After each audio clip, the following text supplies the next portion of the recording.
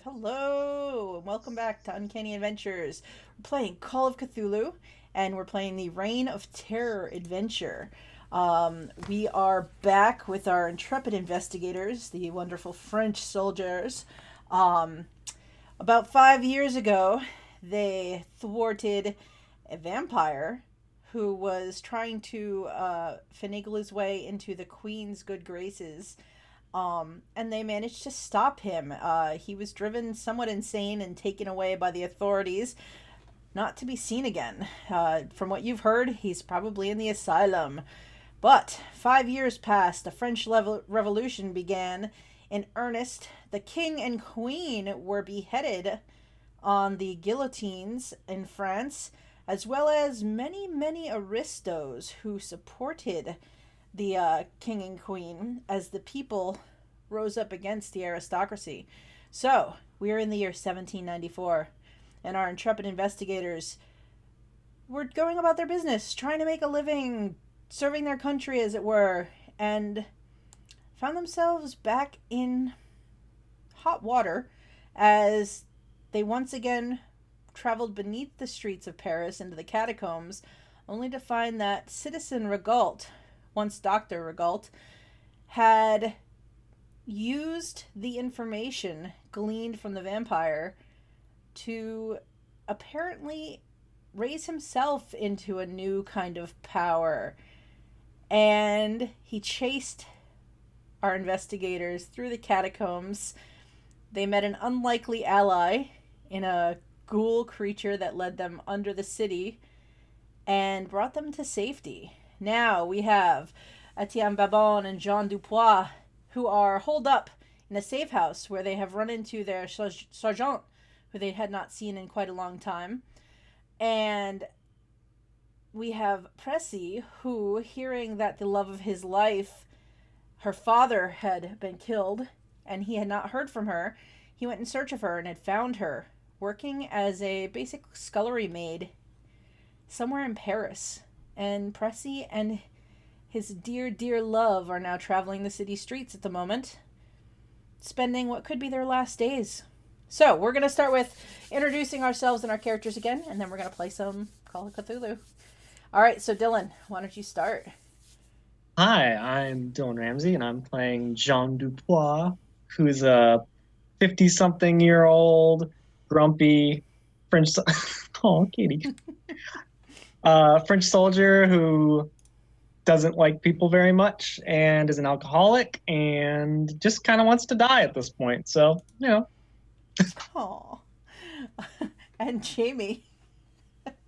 I'm Jamey. I'll be playing Etienne Babin, the early 40s, aged, one-handed, partially deaf, ex-gunner military guy with his doctor's son who healed his father very well, but not Dupois.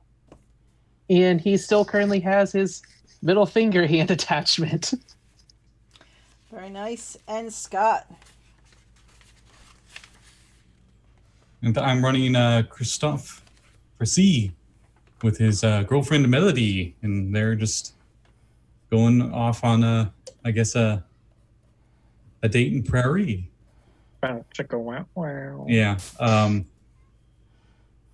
Date. If you'll allow it, could I have a luck roll for something? Sure. Oh boy. Oh. Okay. This is for something serious in post. I'm probably going to send you something private in the Zoom. Okay. Let's see. Where's luck? There you are. I haven't used it in a while. There we go. That's exactly what I thought was going to happen. Okay. Oh, no. I'm still going to tell you what it was for, but you can continue. So, Ooh.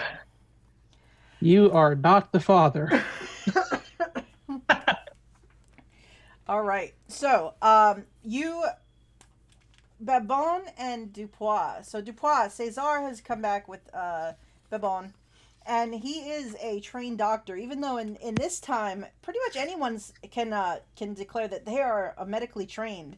But César actually went to Montpellier University and trained to be a doctor before the revolution. So he goes over your wounds. He patches you up as best he can. He looks you over, and he says, "You are very lucky to be alive. What the hell have you all gotten yourselves into?" Language. Father, I'm off to war soon. There's nothing I can do about my language now. You can improve it. You're right, Father. I should do better. My apologies. You, sir, and he points at Dupois, you should definitely give yourself some bed rest for at least a few days if you want to recover properly. We don't have time for that. We don't. What is the rush, sir? My father does not tell me much. He just says that he is in need of my assistance. And he looks over his shoulder at you, Babin. I just kind of look down at him, giving him the dad look. All you need to know, boy, is that it is a matter of grave importance to France and to its future. That war is not going to solve. Father, should I stay and help? You may need my assistance again if you're in a dangerous situation. Well, we could always use an extra hand. All right, then. I will stay if... I do not want to see you harmed. I do not ship out until tomorrow, so... I will do what I can to help you for today. We gotta hurry then. Yeah. Oh, shit. So, as you all are talking, why don't you guys make me listen Secret rolls? police! Wait, what was it? Listen rolls. Oh, fuck. Aha! No one expects a secret police. The deaf guy. Hey, Pat, why do I always pass these? You always get like really good on listen, even though I that's always your get, worst I always get like skill. the hard, and I'm like, how? How? Like, imagine how you were before you blew out your ears. Then He's like a friggin'... I can hear a mouse sneezing 10 miles away. you're like, man, I can only hear a mouse a mile away now. I'm like almost deaf. Oh, What man. Babin told no one was he got injured on purpose because he was so sick of hearing everything so well. So he stood really close and put his ear to the explosion. It's been I hear heaven. everything. But Babin, in this instance, what you do hear is the creak of floorboards outside on the porch of this establishment that you are holed up inside of. Babylon's gonna grab his axe and get it ready, and just turn to everybody else and go, shh. The sergeant looks around and says, "What is it? Somebody's outside. Perhaps it is Pressi returning?" Pressi wouldn't. He wouldn't be sneaking around. He'd just come in. That's true. He's a loud idiot. You all should not be seen. I can go and see what it is if you want. Dupois is injured. We don't want your son to be seen, especially if the police are looking for us. I know they're looking for me. You can look, but I'll come in, hide around the corner in case there's trouble. All right. So he will move toward the front windows, which this house is boarded up. So he moves up and he kind of is looking between the slats, and he kind of looks out, and then he puts his back against the wall and he puts up a finger, and motions for you to move back further away, back into the house. And he says quietly, when you do, he says, "There is a tall, dark-cloaked man. He is investigating the front door and windows of the house." That may be on me. That may be on me. Perhaps we should try to leave before the house is surrounded. Okay. Might as well. All right, so why don't you guys roll me some stealthy checks? Oh no. Jesus. I hate to ask this, but would I have, like, disadvantage or whatever because I'm wounded and have a dog? Oh, that's a bad fail. You would not have Okay. disadvantage. That's... Oh, well, it didn't matter. All right, so as you Lord. begin to collect your things and you start to move through the house toward the back, you hear basically first Babon sort of stumbles over some leftover like kitchen items that are in the corner. So there's a clattering, and Dupois, as you turn to say something to him, you knock over like the brooms and the things like that are by the door, and you make a whole bunch of noise. At which point you hear running footsteps on the porch out in front. Cesar is just in the corner, like. So, in this instant, I need to know what are your dexterities? 50. 50. 45. 45.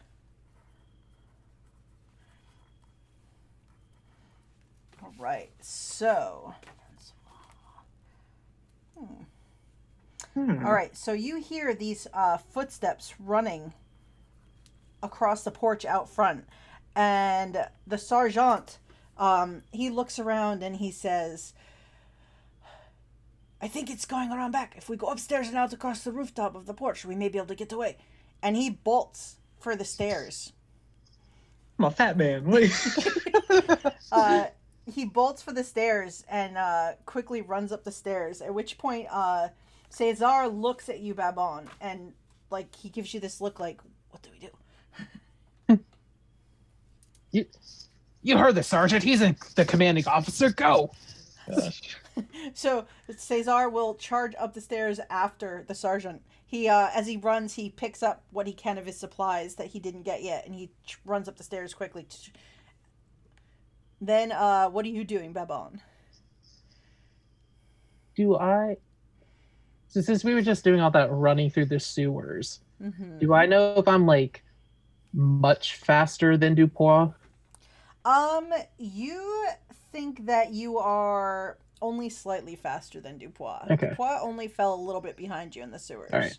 Because I don't want to like get too far ahead of him if something happens, so I'm going to just start heading towards where everybody else is.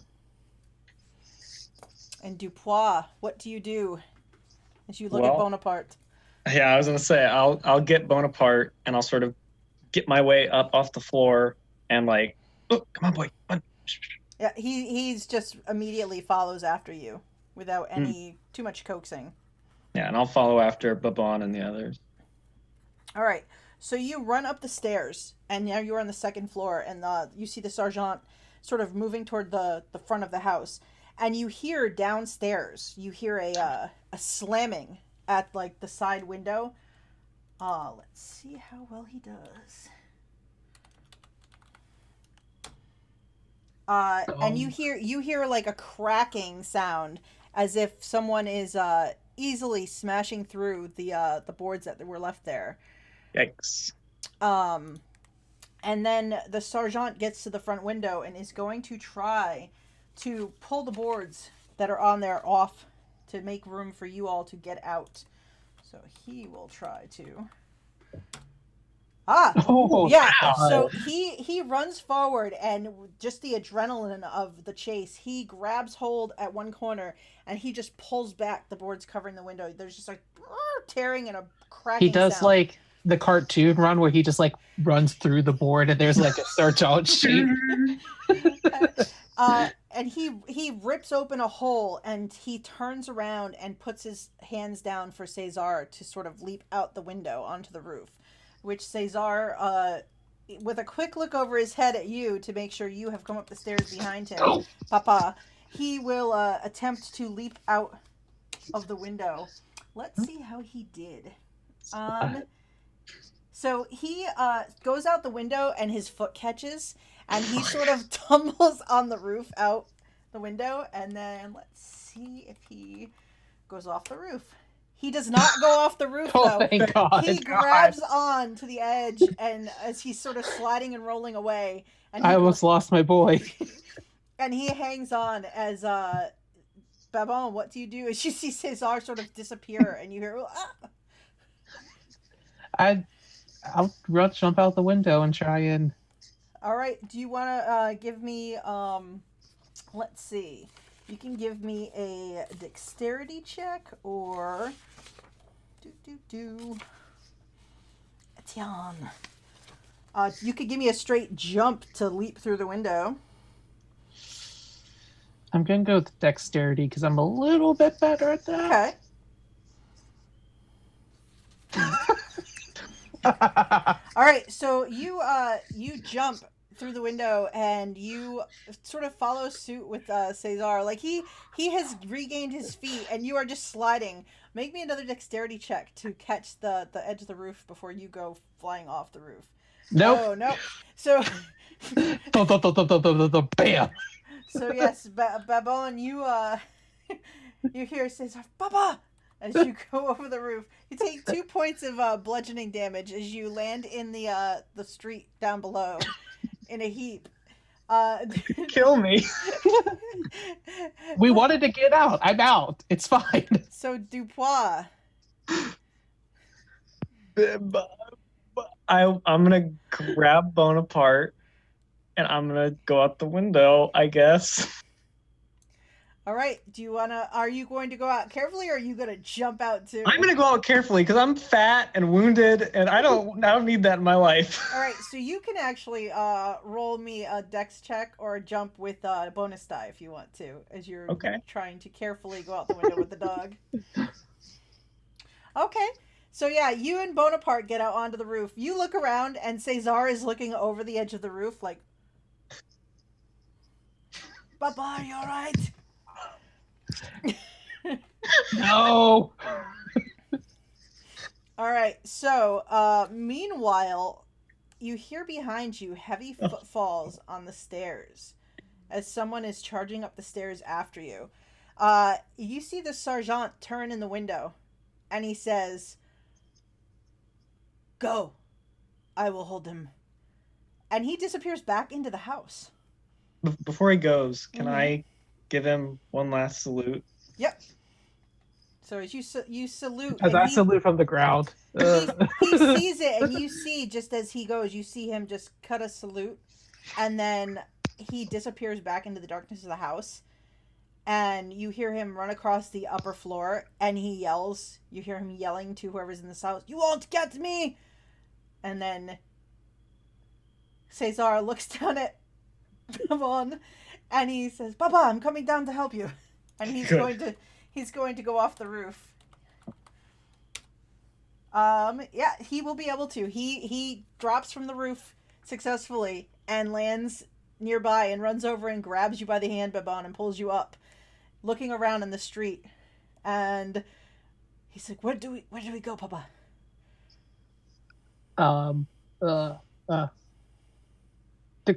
To the graveyard where we're supposed to meet the ghoul. Is that where we want to go? We go there. Sure. That place. Bonaparte is licking your face, Dupois, and looking around excitedly and wagging his tail. It looks like he's having a great time. He thinks this is a really fun game. What do you want to do? Are there like bushes outside the front of the house that I could like jump into? Roll me a luck roll. Oh fuck! Damn it! There's not gonna be. We'll find out. Yeah, no bushes here on the side of the road. Okay, well. Meanwhile, Pressi's just sitting somewhere sipping some wine, having a nice dinner. Oh, Melody. Oh. We're like, oh god. Cesar, in this moment, looks back and goes, "Papa, he is injured. We should help him." I'd appreciate that. The doctor, like his sense of being a doctor, coming back to him in the heat of this moment. So he turns to try to get underneath where you're coming down. He's going to try to help.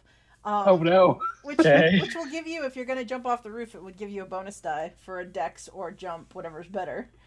It's gonna be dex. Cool. Oh yeah. Whoa! Damn. All right. So you insulted my son earlier. You leap down from the roof, and he helps you break your fall and catches you. You do feel the pain of the wound, where he checks it real quickly, and you can hear a scuffle happening back inside the house. So what do you guys want to do? The sergeant can handle himself. We need to get out of here. Let's go somewhere. All right, so you're going to disappear into the street. You're going to go back to try to find your ghoul friend. If we can, yeah. Yeah, All right. because he was going to lead us to this specific house. Yeah. Are you being sneaky about it, or are you full tilt, like running for it from the scene? Gosh. We probably should be sneaky. We should. We'll see how this goes, though. There might I'm be not- more police around. I'm not a sneaky man. Oh, wow. Cesar's sneaky. Well, Oh, hey, all right. look at that. So you all managed to slip away into the street and sort of pulling up your hoods. You kind of mingle in with a crowd. Hobbling because we're in pain. Oh, God. Meanwhile, somewhere else in the Paris streets, Pressi and Melody are out and about. Pressi having convinced the woman in charge of the shop that Melody is working at and staying at to let them abscond for the afternoon. So you are spending the day with her. You know pretty much the ins and outs of Paris. There's a lot of nice locations. So what are you up and about to there, Pressi? He does the thing that's like bittersweet, where he's taking her on like the best outing ever that he can, because he doesn't think he's ever going to see her again. Is And this I'm not Squidward sure. after he thinks he fed SpongeBob an exploding pie? That's pretty much exactly what this is, except the world of SpongeBob. So I'm not sure how much money he has, but he probably spends almost all of it, if not all of it. Okay. Yeah, He doesn't care anymore. He stayed in the army. So I mean, he doesn't have a whole lot of extra money, but he did make a wage, and he does have some money that he can spend. So, while you're making your way around do you go anywhere interesting? Like there's the bibliothèque, which was taken over about 2 years ago by the people. They've actually sort of reclaimed a lot of books, like a whole lot of books and collections from the aristocracy, as they've brought them to the guillotine, and they've opened it to the public. There's also the Luxembourg Gardens, which they're not as nice now. They've fallen into disrepair, but it's still a nice location. Or there's always the Seine River. Scott doesn't know this, but Pressi would. Where does he think Melody would like the best? What does she like to do? Does she like reading? Because we would go to the library. Yeah. She seemed to like more going on outings, and we would probably go to a park or something, you know? He's definitely going what she wants to do.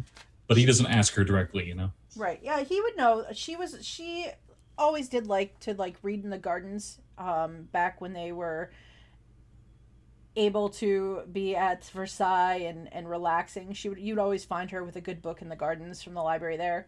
So she would like to go and kind of see. Okay.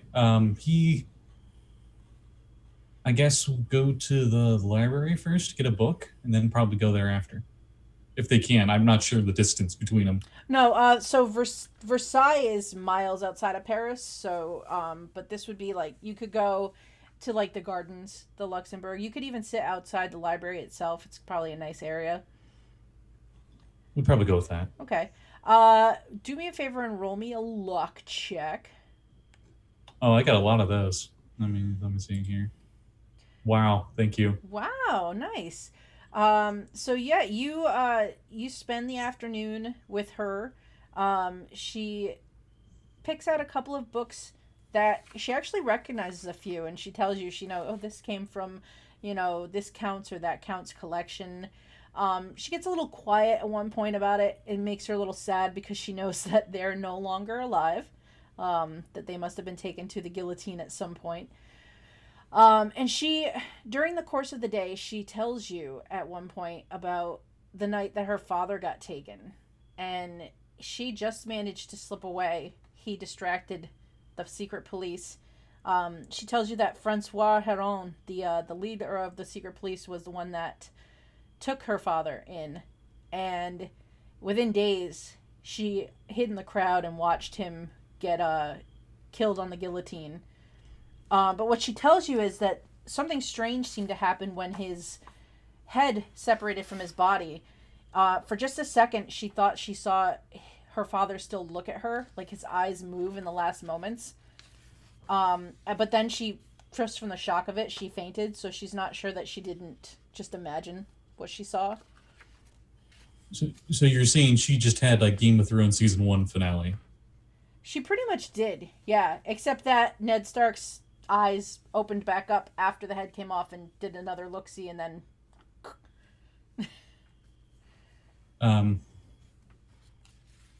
Okay, Pressi's probably freaked out by that. Mm-hmm. Scott's like, oh, well, you technically aren't, your head technically isn't dead quite yet the second it comes off the body, but it's still creepy nonetheless. He tries to console her on that as well as he can, even if it's just a shoulder to rest on. Which she will accept.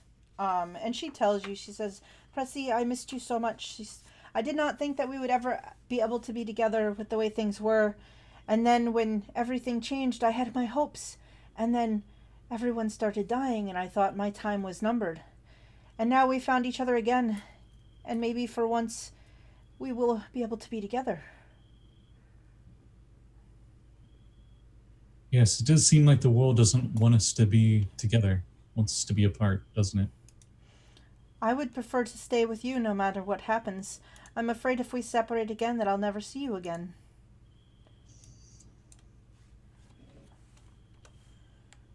He actually does like sigh and pause and probably look away for a bit. Says, you know what? I've done this to you way too many times that any man should. Melly, will you stay with me? I'm sorry, I don't have it, but I promise I won't see you again. As he does like a poor man's proposal, I guess, because he doesn't have a ring. And it's not really technically a marriage proposal, but it's definitely a, like, I don't want to leave you. She says, she thinks about it for a second, and you see her kind of look around, and she looks back at you, and she says, Pressi, yes, Christophe, yes, I will stay with you. Whatever happens, I don't want to lose you again. I have loved you since... I knew it since the moment that I could not see you anymore, when you were gone, and I had to go into hiding, and I thought only of you for a long time, and I thought perhaps I would never see you again. And she throws her arms around you and gives you a kiss. He returns the favor. And she's crying in the moment, but she's also happy. In a way, Christophe is as well. She says to you, whatever happens, we will do this together. Whether we stay or we leave, we will do everything together from now on.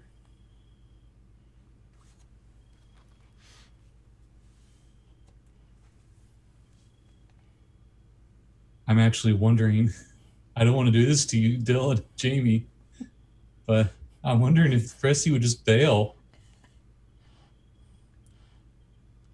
Would he? I mean, it'd be valid. That's fair. Would he, what is it called? Elope or whatever? Mm. Yeah. I don't know what he'd be eloping to. There's no parents anymore. All the parents are dead. Now, Pressi did hear the warning from the, he did get the same warning that everyone else did from the ghoul, that he has seen, the blind man writing names and that the end of the world is coming. We have like 5 days, right? Yeah, you have 5 days from today. Oh gosh. Enjoy those 5 days if you do run away. I doubt Melody has any form of self-defense training at all. I doubt it.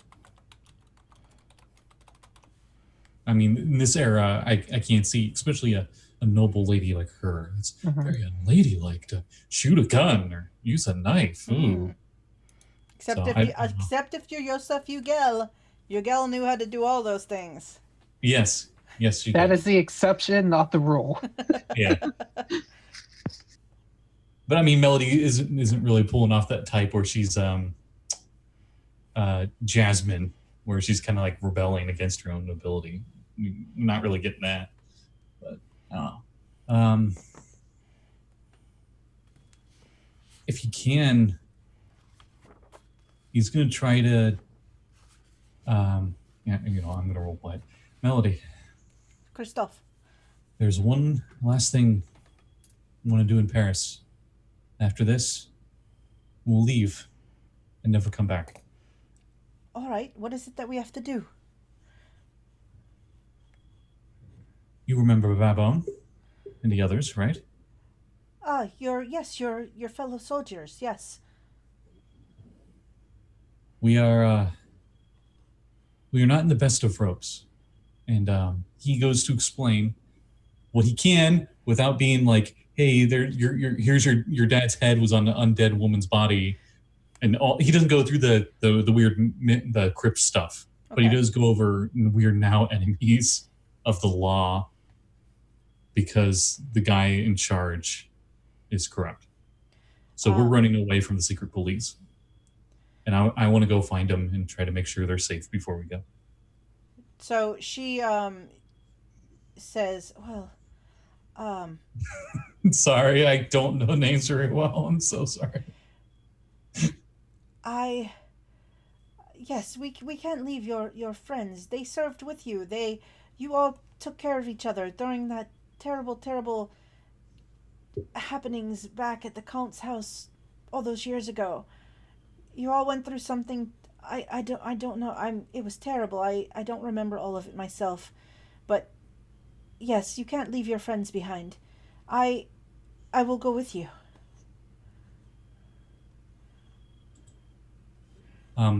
If he has time, I mean he doesn't, but he's probably going to spend the rest of the day trying to show her how to shoot the rifle.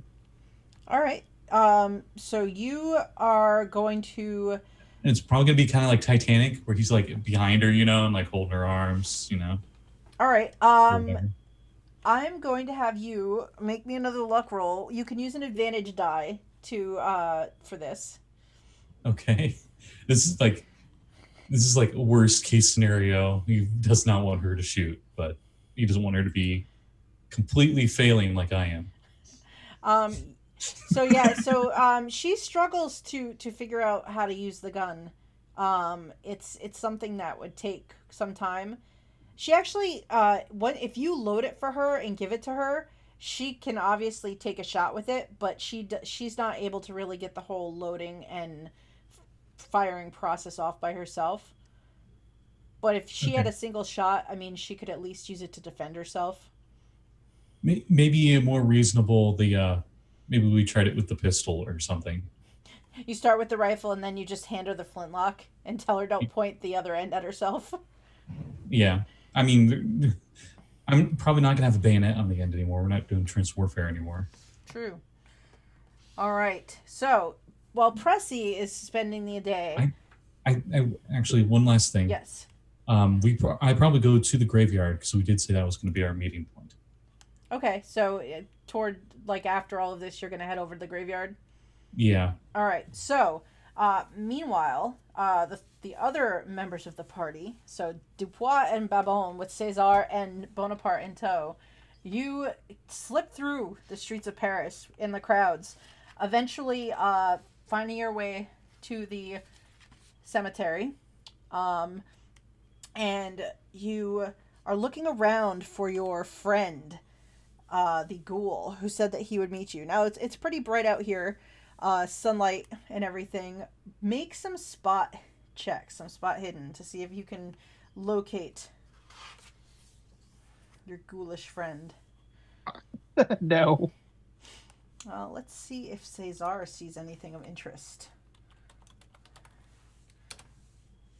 Look at my boy. He can't do medicine very well, but everything else. He did medicine amazingly, just not for you.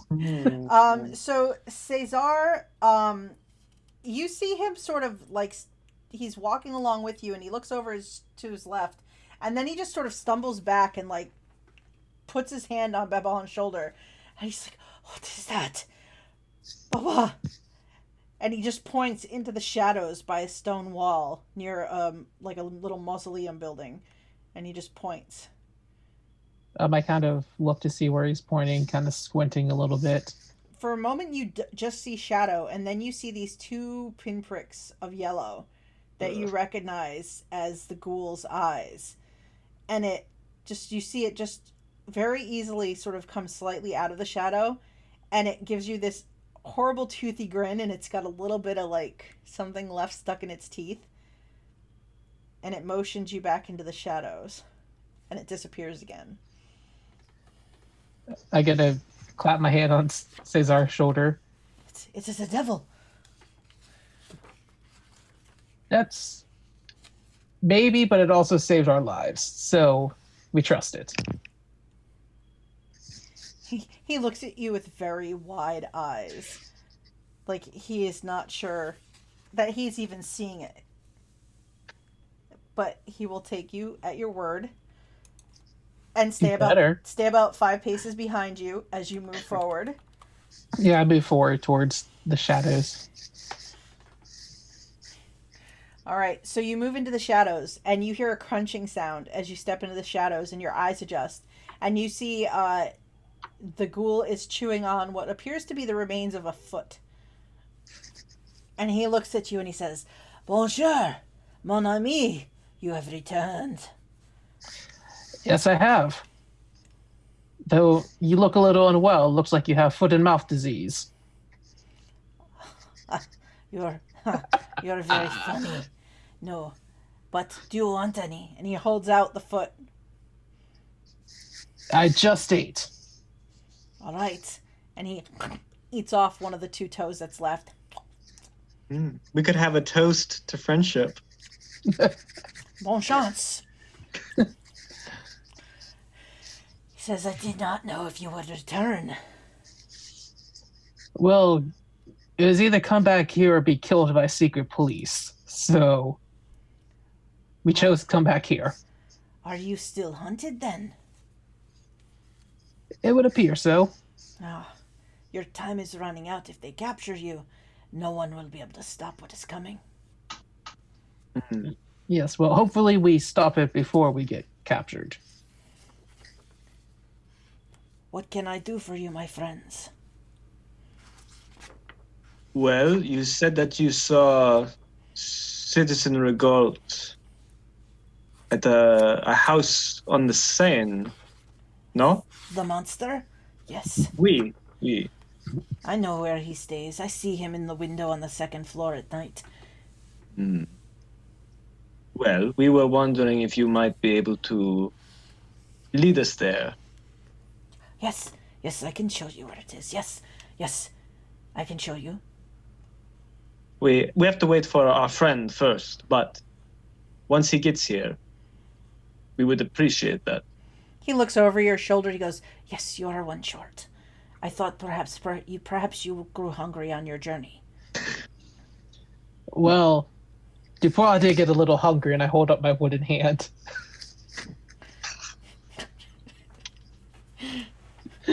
The ghoul tilts his head. I do not know. I do not understand your humor. It was a real treat. So he settles into the shadow and waits patiently. And after you end up waiting for a bit. It's probably another 2 hours before Pressi returns. But you do hear footsteps moving through the graveyard, and you see Pressi with Melody behind him, hand in hand, kind of looking around. What the fuck is this idiot Babon doing? leans over to Dupois. He brought the girl. They're probably holding hands too. Yes. She would definitely be holding your hand.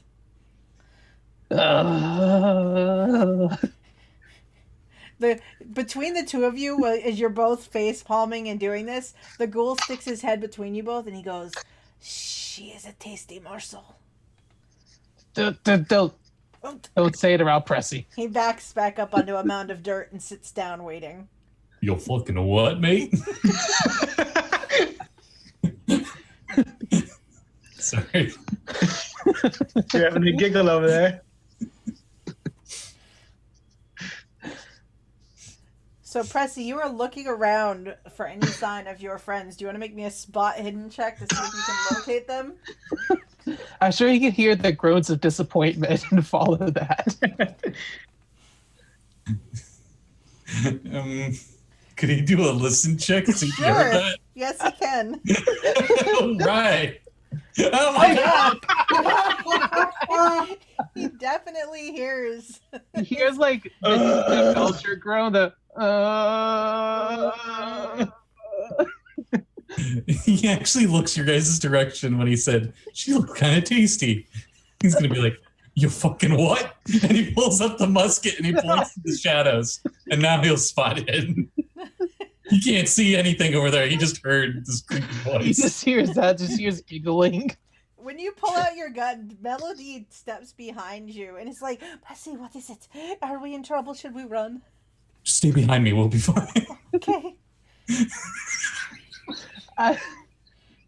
So, like, can we see? We can see Pressi. Oh yeah, he's out in the. It's the like later afternoon. It's daylight. You can definitely see Pressi and Melody. I'm gonna reach into my little bag and pull out my busted hand, the one I use to like smash the count in the face. Mhm. I'm just gonna chuck it at Pressi. He's probably going to shoot it. Ooh, make an attack roll. He thinks maybe Fucking hit me, I swear to God. he's not sure about those ghouls. Like they're It's all right. In the he might think it's a ghoul just freaking jumping at him for all he knows. Shoot the musket. Here we go. I swear if I crit fail and it explodes and I die. Okay. Boop. Okay. Hey! Oh. Hey. So the hand, you guys, the musket goes off, and the hand, what's left of it, sort of explodes into splinters. You see Melody. You hear this ah, and you see her dive behind a gravestone. Like she just sort of leaps back, and just you hear a thump as she disappears behind a gravestone, and the ghoul like goes flat on the pile of dirt, and he's like, "We run!" And he starts scampering behind the dirt pile, and he disappears into the this hole you didn't No, see. come back here. Cesar just flattens himself against the wall of the mausoleum, and he is like, grabs Babon, pulls Babon behind as well. Papa, we're under attack. Wait, Babone, is that you? You hear from behind one of the gravestones as I took cover. And Yes, it's us, you idiot! you just see from around the corner of the mausoleum just that's sticking out. Why? Luckily blue. Why did you scare me like that? As he's already like reloading, he's probably like 2 rounds in to reloading his musket. You hear from in the shadow behind this pile of dirt, we're all going to die. It is inevitable. These are the ones that I have asked to save the world. And then the yellow eyes pop back into sight. All right. Am I showing you where to go now? We. I'm happy to see you guys all right at least. I don't know how much that means now. Pressi, Oh, so I've always been all right. So as you get a look at everyone, you take in the fact that the sergeant is not with your friends. I gotta hand it to you. You scared me there. do you know how expensive those things are? And you just shot it. You threw it at me. I didn't think you were gonna shoot it. I thought it was a secret place with some kind of bomb or something. It was a Molotov cocktail just come flying out. You hear from behind that gravestone, Christophe, is it safe to come out? Yes. No! Relatively. Come out! And you see Melody stand up, and she is like covered in dirt and dust, where she just, and she's trying to kind of wipe herself off with her handkerchief, and she wipes. She walks over and takes Pressi's hand and looks at you all, and then she gets an eyeful of the ghoul. Does she And- like go insane and stab me or something? I don't know. We'll find We're out. about to Let's find see. out. Just goes insane and goes feral and just bites me to jugular. Oh, she gives a startled little like scream, but not like as big as when you shot the gun. She again is behind you, Pressi, like burying her face in your back. But otherwise, she seems to take it fairly well. It seems that her ordeal 5 years ago at the Count's special party may have, strengthened her resolve a little bit on these strange occurrences. I was about to say, I think a ghoul is not nowhere near as effed up as those parties. Probably not. So, the ghoul is just looking at you all. Just looking back and forth and back and forth. He finishes his foot and throws the bone away. So did anyone figure out anything? We got a little distracted. I look back at Melody. Same. She smiles and waves at you all. Bonjour.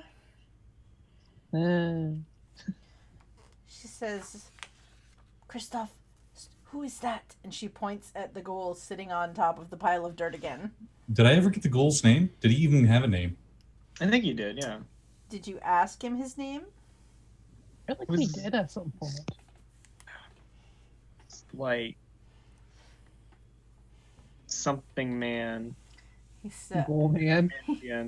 he smiles at her with these like jagged, sharp teeth, and he says, "I am the ghoul that was Grillam." Oh, go on. Yeah, that's what it was. Good. It was Grillam. As I soon as see. I heard that, I was like, oh yeah.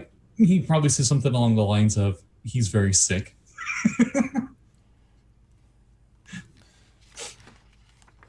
That's pretty much it. The ghoul like kind of looks at you, waiting.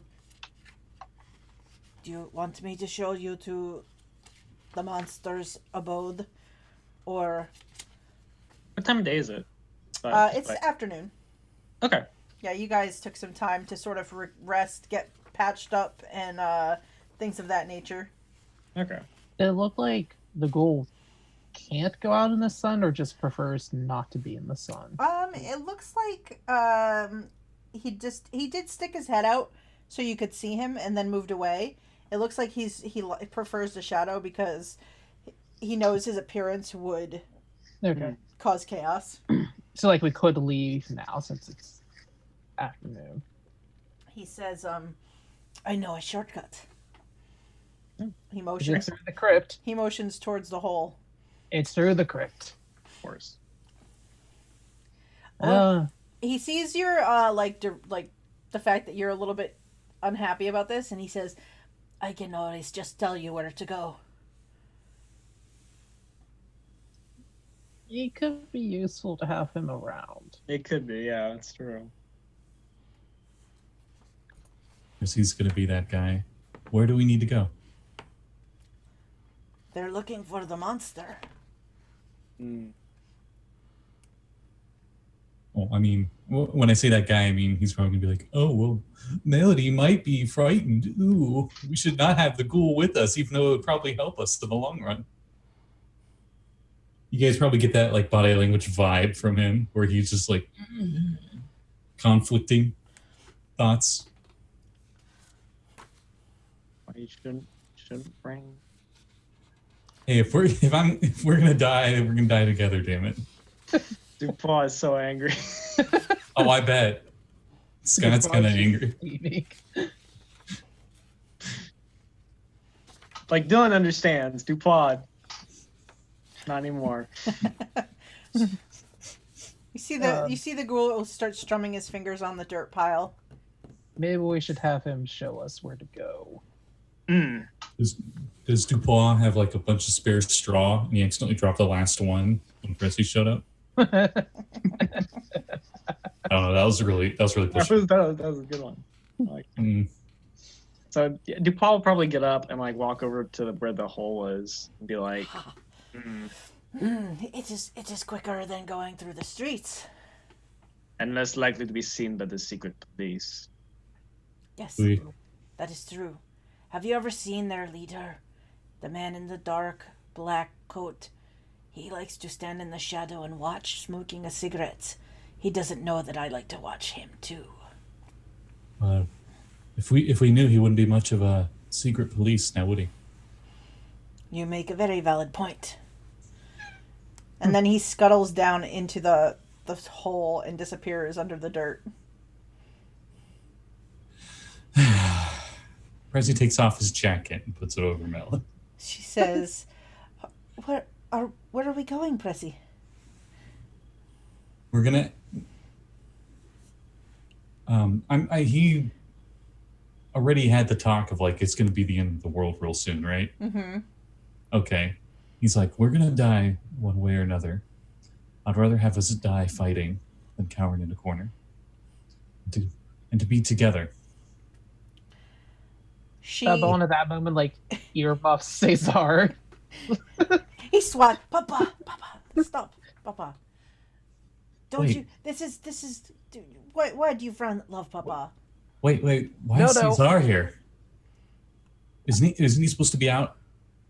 Wasn't he going to Spain? I'm leaving tomorrow. I didn't tell him about the whole end of the world thing.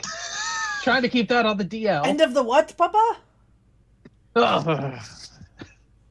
Even Pressi's like, So that important thing I said we have to do. Yes. Unless we stop something, the world's gonna end in 5 days. He looks at you. He's like looking over your face, trying to decide whether or not he like thinks that you're of your right mind. And his eyes kind of like widen as he sees that you definitely believe this. You look at him, he doesn't know that he does, it seems. He seems like he's questioning the truth of this statement.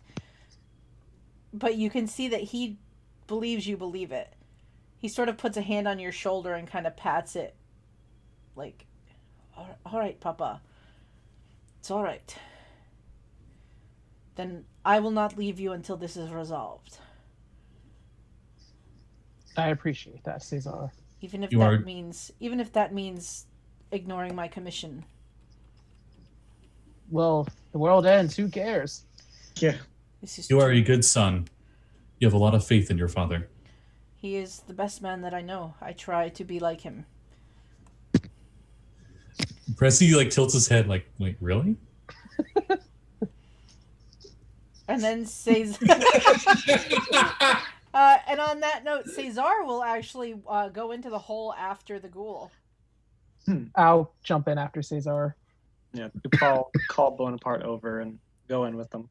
Bonaparte comes running over holding the bone from the foot. Aw. And just like looking at you He's with my this happy, touch. like his tail wagging again. Like this, he just looks like he wants you to take it and throw it for him. Dupois gives him a smirk and like pets his head a little and just like, come on, buddy. He'll drop the bone and he'll follow you down the hole. I was about to say, Pressi, he doesn't know how to deal with animals, so he probably would like take the bone and throw it, and the dog would just go fetch it and bring it back. But I'm not going to go that far. All right. He tries to. It's just going to be awkward this whole time. I would just say that we'll just get that covered right away. He's going to be trying to like make this the least uncomfortable for her as possible, even though it doesn't make any sense to, because it doesn't really matter. But that's why he's got like the whole like, oh, there's a puddle in the middle of the street. I'm going to put my jacket down so you don't have to eat your feet wet. Yeah. All right. He just turns into a wheel of cheese for a head, you know. I don't know. That's okay. That's me in real life. So she takes a last look at you, Pressi, and then she very hesitantly she moves toward the hole to follow after your friends, taking your hand as she goes because she does not want to go here alone. Oh yeah, he will definitely like if he can stay in physical contact the whole time, like hold hands, he will. Now, Babon, do you still have your dented and bruised lamp your lantern that you made it down the chute with the last time? I think I still have it. I don't think I got rid of it. All right. Because when you go down here, it is again very, very dark. Yeah, because it stayed lit the whole time. Yeah, so I'll relight it. All right, so you guys come out, and you're in another underground sort of tunnel. You see up ahead the ghoul is sort of waiting. You see the reflection of his yellow eyes in the lantern light from Babon's lantern, and he motions for you to follow him, and he leads you away through the tunnels. This time you're able to. He doesn't rush you. You're able to take your time because you're not actively being chased by a madman. And it doesn't take you too long. You maybe spend about 30 or 40 minutes underground before he brings you up through this sort of like really worn, dilapidated stairs that look like they've been unused in a long, long time. And you come out sort of in a side street out of this sort of like sewer. You kind of come into a sewer and then out into the street from there. And he points up the road and he says, on the corner there, the Rue de la Paix and the Rue Neuve Saint Augustin. That is where you will find the residence of the monster. He says, there is a door at the street level. You can probably observe it from another street or residence somewhere across the way. I will stay nearby and watch.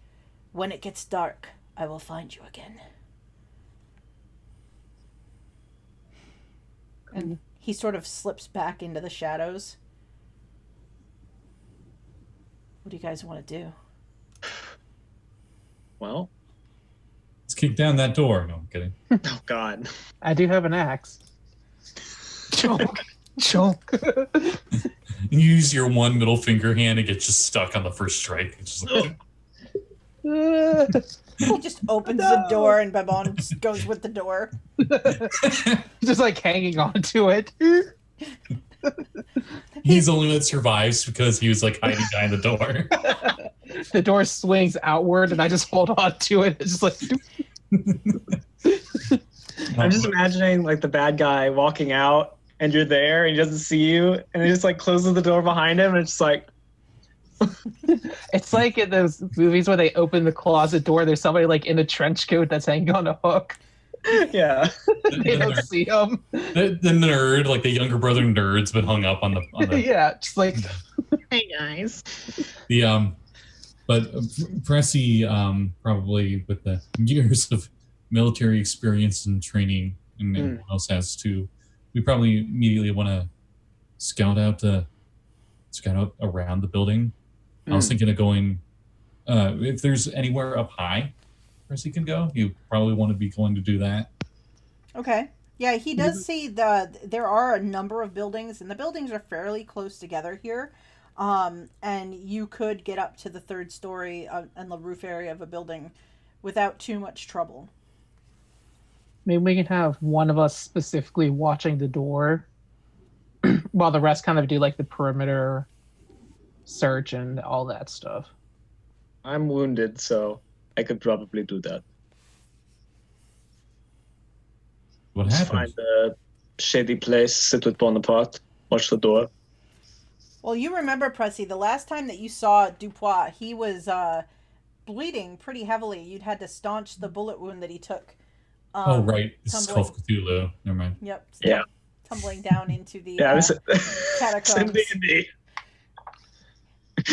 Cesar has recommended a number of days bed rest for Dupois, but Dupois has declined that suggestion. What? I thought we took a nap. We're fine. A couple hours of bed rest are good for me. Yeah. All right, so Pressi, you want to try to get like a bird's eye view of the area, and Dupois, you're gonna kind of do like a street level, like keeping an eye on it. Yeah. All right. I just want to see like comings and goings if there is any. Okay. And I'll kind of just take a large perimeter walk, just keeping an eye on the building, just trying to get like each angle of it from the street level, while Pressi's up getting the aerial view of it. Cesar, before you all part ways, he says, "What if I take the young woman, Melody was it, and we will go further down closer to the Seine and keep an eye out for anyone coming and going in case there is any chance that we were followed. We did have to make a quick, hasty escape from the safe house you were holed up in. Do you have anything to defend yourself with, son? I have my scalpel, father. And my wits. I do not think that I would end up in a fisticuffs. Okay. You just give him one of your hands. He just uses a club. Yeah, I just give him one of the hands. Feel like one that's an actual real hand and not the middle finger hand. You look at the middle finger hand, you look at the real one, and you're like, take this one. Take the real hand so you can challenge someone to a duel. He looks at Pressi and he says to you, is that all right if I escort your woman friend? I will guard her with my life, my friend. Are you fine with that, Melody? She looks at you and she says, I thought we would not part again, Christophe. I mean, I will do it. That's why I'm asking you. Do you think it is safer for me to go? I don't think I can follow you to the rooftops safely. I'll be right up there. You'll see me the whole time. All right. Keep my eye on you. She will give you back your jacket because it, like she kind of has cleaned herself off and it looks less questionable. And it's not a jacket covered in sewer slime and all that. True. And she and Christophe, she and Bye. Cesar, yeah, Christophe and Melody are gone. No, she and Cesar will. Oh wow! All right. Okay. They will go a couple blocks away and kind of circle back to the main road further down the street from the apartments. I do give her a loaded flintlock pistol. Okay. So Cesar is not armed, but Melody is armed. Melody. Well, he's like partially armed. He's handed. And we've probably come up with a decent spot for her to hide it. She probably has like a, just put it in here, Mm-hmm. Well, she has like a satchel bag from like her work. She usually would carry things in. So much better. Much better. So she'll just put it inside there. All right. So the rest of you, you move closer to Regalt's apartment on the corner. And at a distance, you can see where the front door sits. On the Rue Neuve Saint Augustine. It sort of sits right at the corner. And the building on the outside, you see that above the door there's a facade that is a detailed carving of wreaths and scrollwork, but it's surrounded by a completely blank oval that's been painted black. So you all know that aristocratic families and people with titles, their names would be prominently displayed above their households. But you saw Regault back 5 years ago. He declared for the revolutionaries in Versailles. And you had heard over the years that he renounced his titles as part of his joining the revolution. And he gave up the right to his titles because he wanted to fully commit to the revolution in Paris. So you can see that it looks like he has just completely blacked out any link to the old name and titles here. So it's probably about close to 3:00 in the afternoon right now. And what you do notice is there is some foot traffic on the street. And you see a couple of carriages actually pull up outside the front door of Regault's building. And you see some people exit the carriages, and they're not very splendid carriages. They're just nondescript, kind of everyday transportation. And the door opens and they're greeted by what appears to be a butler at the front door, and they're sort of ushered inside the building. And at your count, you count 5 or 6 people over the course of maybe 15 or 20 minutes who sort of show up and are casually offered entrance inside the apartment. And the door closes. I mean, you could see there are some lights inside, and you can hear some muffled sound of voices coming from within. So, what are you guys doing as you see this? I've probably found a shady little corner, probably by some barrels or something, Mm-hmm. in an alleyway or something, with a view of the door. And I'm just sort of sitting there with Bonaparte with my hood up, just sort of petting him really close to me. Maybe if I can find something to play fetch with a little bit, I'll throw it down the alley. have her bring it back and stuff. Okay.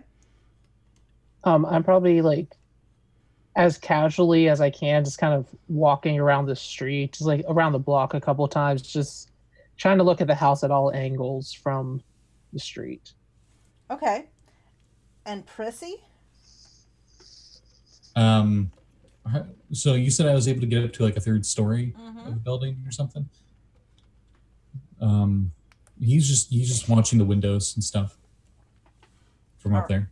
All right, so you can all roll me spot hidden checks. And Babon, since you are passing close by the house, you can also roll a listen check. Oh. Oh, thank goodness. Listen. Ooh. Ugh. All right, so I'm gonna spend some luck on that spot hidden. okay. Okay. All right, so you all notice from your different vantage points, you see these people kind of come, and they enter the house, and they leave sort of in stages of people, and you notice that apparently some of them look like as they're leaving, like one man had gone in, and he comes out, and it looks like his eye has kind of been bandaged, like he's been maybe treated by a doctor, and he's escorted out by the young woman that came with him. And a little while later, another person kind of leaves, and he sort of has he kind of has like a small bottle. It looks like he has some pills or something with him. So it looks like to all of you from your different vantage points as you see them leaving that Regalt is seeing patients during the course of the afternoon, that he still has an active medical practice out of his house. And you guys spend probably a couple hours sort of watching this happen. And the last patient leaves after a while. They're escorted to the door by the butler, who sees them out. And once they leave, you notice some other people start to show up a little while later. These guests start showing up. They're more fancily dressed, not like the aristocratic dress, but just nicer clothes, almost like a dinner party type attire. And like four guests show up, and they go to the door in a group and knock at the door. And now it's kind of, later. It's about dinner time at this point. And they are actually greeted at the door. You see the door open from all your different vantage points. And you see Citizen Regalt sort of greet them at the door. And you hear him. You can all hear him in the street. Ah, my guests, my friends, yes. Come, dinner is served. My servants have prepared a wonderful meal. I'm so glad you could come out this evening and join me. And he ushers them inside. And you can see Pressi from your vantage point and Dupois. It looks like they're being ushered into like a sitting room. That's kind of in the front of the house. You can see through the front door, like there's a couple of like nice couches. And that monster. I know, it's terrible. Dupois, you also noticed from your or not Dupois, but Pressi, from your vantage point on the third story, you can see that the curtains are mostly drawn on the second floor of Regal's apartment. But you can kind of see into it. Looks like there's like a sort of an office room. The curtains and there's like a little desk kind of sitting there. So, so his guests come and they dine, and you can hear the noise gets a little louder, as it seems that they have like pre-dinner drinks, and then you even hear the butler call through the open windows that dinner is served, and you can hear from outside, Babon, as you pass the windows, the guests moving into what must be a dining room, as they kind of pass by, and after a while, the party kind of comes to an end after another couple hours, so you guys kind of continue your surveillance. And the guests slowly leave. At which point, you see the upstairs in the window, Pressi, of the office.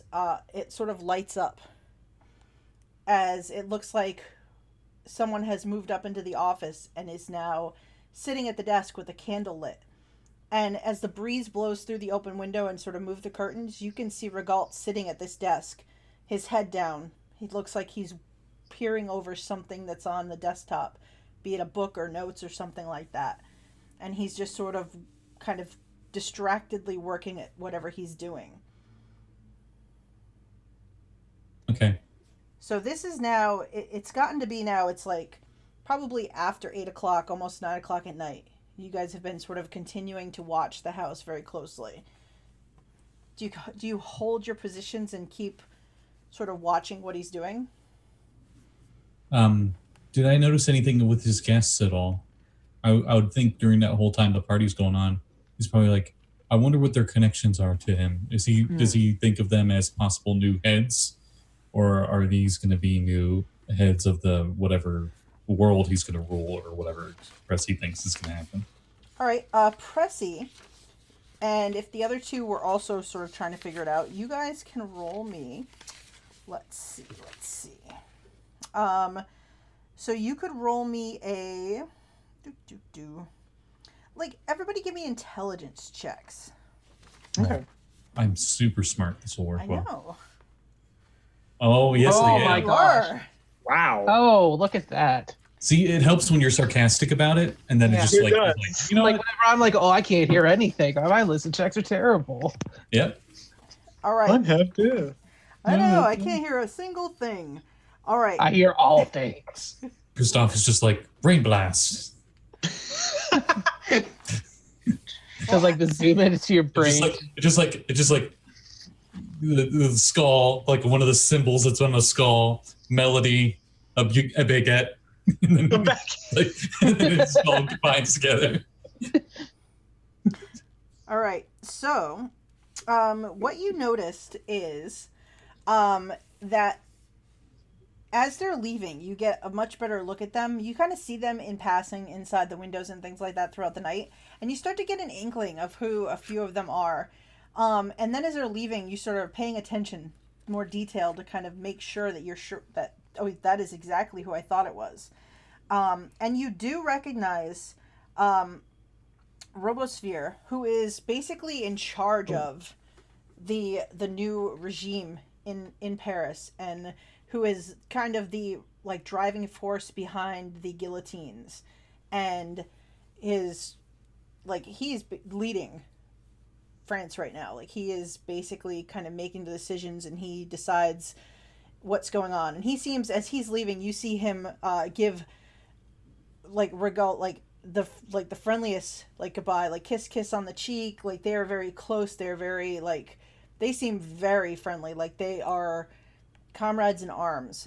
You also see that one of the guests is this tall man, and as he comes out, he lights a cigarette, and you realize that this is Heron, the head of the secret police. Great. So you realize immediately that Regault definitely walks in like the highest circles of influence right now. He always has and he always will, I guess. So they walk out, they say their goodbyes. You see Heron just sort of pulls up his hood, and he walks off into the darkness down the street as if he has other business. The other three wait for a carriage to pull up, and they climb into the carriage, and they leave with the carriage. And then Regault has gone back in, and he goes upstairs to the office. On figuring out that much, and his smoke probably coming out of his ears, this is more than what he's used to being able to mentally process. He probably heads down and tries to get to everybody else. First, of course, checking on our two non-combatants. Okay, so do you want to make me a stealth check to slip down from your hiding spot? Oh boy. Okay. Yeah. Yeah, that's what I thought. 5 away. I got 15 left. I have 8 left, so I got 14 left. you have the highest luck of us all. I mean, we already have secret police after us. This is true. I'm gonna do it just because. Yeah. All right, so you spend your luck. All right, I mean, so I'm already dragging Melody along. so you start to come down from your perch, and you almost slip. So and for a second, like you see like your musket that you had sort of up there. It looks like you're about to lose it to slide off, but you grab it, get your hand on it, and you kind of hustle it back over your shoulder, and you get your footing, and you sort of climb back down to the street level, and you can easily see Dupois with Bonaparte down one of the side streets, and you can see coming around the other corner, Heron sort of disappeared off into the right, heading back toward the river, and Babin is sort of making his way back up the street in another pass coming by. So eventually you all meet back up in Dupois' little alleyway. Okay. Pressi just barfs the information that he figured out to everybody. Maybe not super loud, doing the whole like super shady thing. We're in an alley, and I'm like looking around, making sure nobody else sees us. Yeah. He sees the ghoul, and he's like, Yeah, you do see like the yellow eyes at the back of the alley. Like at some point the ghoul has slipped in and has just been watching. So, as you guys are back down there, and you've seen Heron sort of walk away, do you kind of hang out and wait a bit before you sort of head off and away? Probably. I'm wondering. I'll probably tell the boys this. Like if he's like retiring for the night, or if he's gonna go do some shady shit himself. Because it was like late at night when he went to the cemetery, right? Yeah, he didn't get to the cemetery until probably almost midnight last night. Shit. All right. And it's after That's 9 a couple now. hours. probably think that what he's doing upstairs is his day job paperwork. He's just finishing that up, probably. That's possible. Or writing his memoir about how awesome he is and everyone's going to die. One or the other. The next song for his rock opera. I'm the best. I'm the best. Everyone. I am the head of so many heads. I control all these heads. I am the head lord. I'm gonna look so good in my new fancy ruler of the royal robes. It's gonna be awesome. So my bro, the head of secret police, complimented my tats. So I love the skulls, bro. He's just writing in his journal, Heron plus Robespierre ? With a little heart drawn on it. He's got one of those 90s pink girl ones that have like the voice box. Yeah. The voice ones, we have to speak the password for it to open up. Wow. The password is guillotine. The password is it's like this eldritch stuff and the world trembled.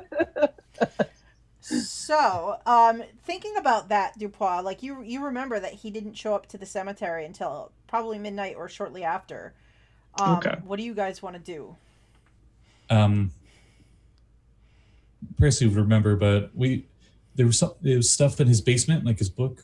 I thought it was going to be in his basement or something. That's why we're here. We're going to try to get the book. We weren't sure where the book was. Right. You were told by the ghoul that at some point Citizen Regault was in the catacombs with a leather-bound book of some kind, and that he was using that and incanting some kind of incantations into the skulls to give him his abilities. Well, it'd be a lot easier to check the whole place out. The fewer people are inside, especially him, because we can't just him, Yeah. We should stay together this time. Yeah, probably. I'm not going to piss on a chair again. Wait, did I ever tell you about that? Yeah, I had to piss on a chair. I saw it. Don't worry. We all saw it. Oh, so good. So as you all wait in the alleyway, it gets on to about 11, and you see the light go out in the office upstairs. And a short time later, the front door to the apartment opens, and you see a woman, and you see the butler. They're both wearing like cloaks, as if like traveling cloaks. And he is politely escorting her out the door. And he turns back and you hear the butler say, "Monsieur, we are off for the night. We will be back first thing in the morning to see you. And you hear Regalt from inside. You hear his boots across the floor. And as he comes to the doorway, he's kind of pulling on his overcoat. And he says, very good, very good. I will see you in the morning. Thank you. Good night. And so the butler and the woman sort of descend the steps and kind of head off and up the street away. So they appear to be heading home for the night. And you see Regalt step into the street, and he waits a moment looking left and right, and you all hear like the sound of a horse and carriage coming up the road. And as it pulls up outside the front of the house, he snuffs out the candle just inside the door. He pulls the door shut, and you see him turn a key in the lock. And then he quickly steps down the stairs, walks across the front, and climbs into the carriage. And he says, to the stables, please. And he goes off in this carriage and disappears up the road and away. The whole apartment now dark. I think that's our cue. Yeah. Could I get a spot hidden to see if maybe he took the book with him? Ooh, Yeah, that's good. sure. That's a good point. Because we could get royally screwed. Boom. All right, so you, Pressi, sort of move yourself quietly to the edge of the alley and watch intently as he moves across, and you see him in the streetlight entering the carriage, and you sort of give like a quick once-over. He has no sort of like bags or anything with him. He's not carrying, like he's got his flintlock in his belt, and other than that, he's not carrying anything on him. And you don't see anything that looks like this, because the ghoul described this bigger book, and you remember.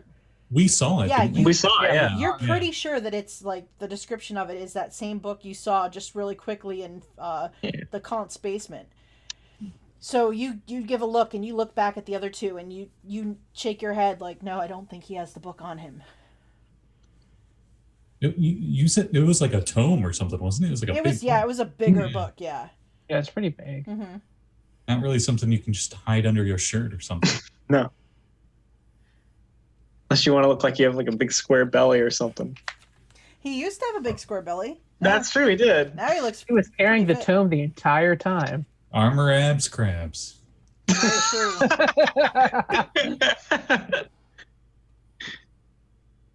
true. When I was doing my like walk around, did I see any other sort of doors, or is this like his only door? You can roll me a spot hidden, and I will tell you what you saw on your walk around. Fuck. I ain't seen shit. You completely forgot to pay attention to the back and sides of the house. Every time you would casually walk and sort of mind your own business until you got to the front every single time. God. You maybe were distracted worrying whether or not Cesar was all right. Cool. Cool. You're just like, I wonder what details in my hand I can look at now. You don't even know if there are any other windows but these front windows. I don't remember that spot being on my hand. What is this? That one robot movie with Robin Williams where he's just like, I know this place like the back of my hand. Oh, that's new. So does that mean Babel's going to put on a dress and sing Britney Spears? Maybe. Yeah. At some point. I mean, next time we lose a sanity roll, you might. Probably. But would Pressi have seen like maybe vines to climb up on the window to the second floor or something? You didn't see any vines, but I mean, or just like a way to climb up. just you think you could try to climb up the outside of the house? Like there are shutters on the windows and stuff like that. You maybe could use footholds. We could just go to the front door. If I could jimmy the lock. We could try You think- that. You think you could do that? Maybe. I did it before. I mean, what's the worst that could happen? Yeah, exactly. All right. So are you guys going to move to the front door and try to enter the residence? Yes. I think I'll tell them to stay behind it first. Okay. And I'll go across the street alone and see if I can actually do it first. Get With there. your 4 hit points. You get there at the door with the pick lock stuff ready, and just as like a tomb of horrors on the door frame. Please stick hand into mouth to open. Oh, okay. Are you being sneaky, Dupois? Of course I am. I'm being very sneaky. Would you like me to roll a stealth check? See how Yeah, sneaky? why not? Let's see how sneaky we are. Maybe. Ah. Oh, thank goodness. All right, so Dupois tells you both to wait, and then he quickly moves across to the other side of the street and to the door. A second passes, and Bonaparte stealthily scuttles after him to the other side of the road. Probably just very briefly, glimpse of his tail. Mhm. That's probably all we see.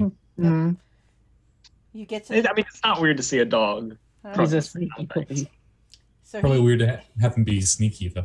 he's the sneakiest like- dog. He's Dupois' dog. All right, so Dupois, you reach the front door, and you are behind like the kind of the front wrought iron gate. Hmm. So, what are you going to try to do? Open the door? Yes. All right, so you can either give me a locksmith check, or you can give me a mechanical repair, but you need a hard success on that. Ooh, but no, I'm going for locksmith. Okay. Mechanical repair is less good.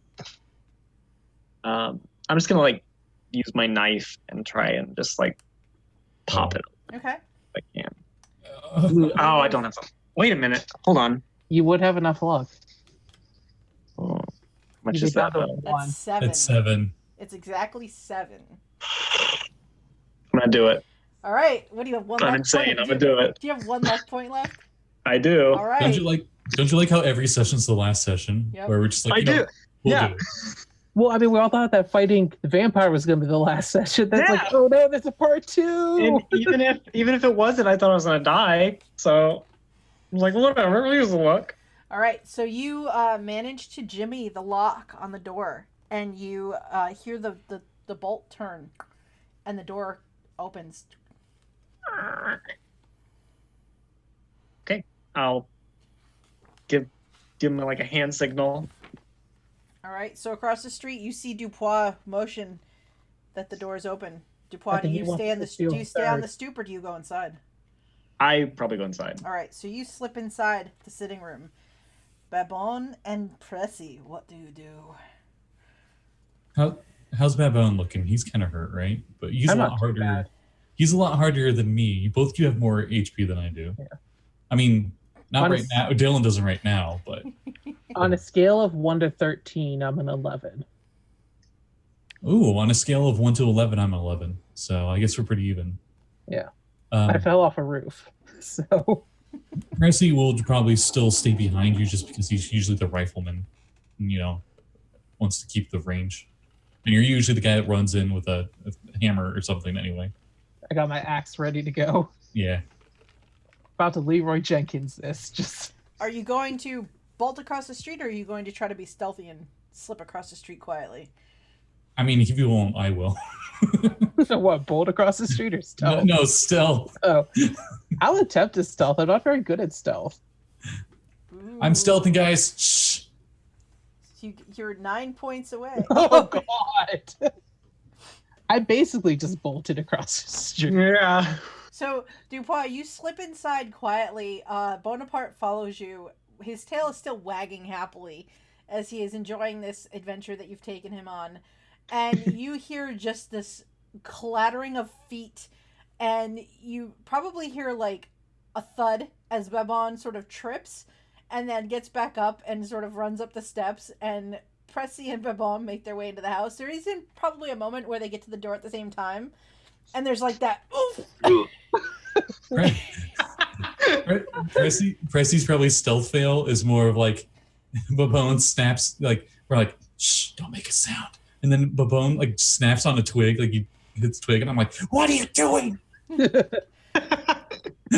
But eventually they both make it to the front door. You just suddenly hear the wind, Babel running. Leroy Jenkins. You suddenly hear a trumpet. And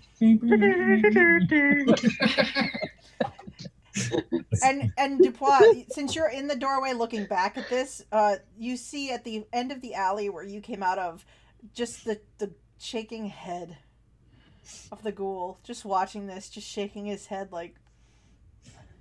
I give him a look like, I know, right? But eventually, all three of you are inside the front door, inside this sitting room. You sort of stumble inside. It's dark. There's no light currently on, as all those candles and things were snuffed out before Rigault left. I'm going to shut the door and relock it. Okay. Can it be locked from the inside? Yes.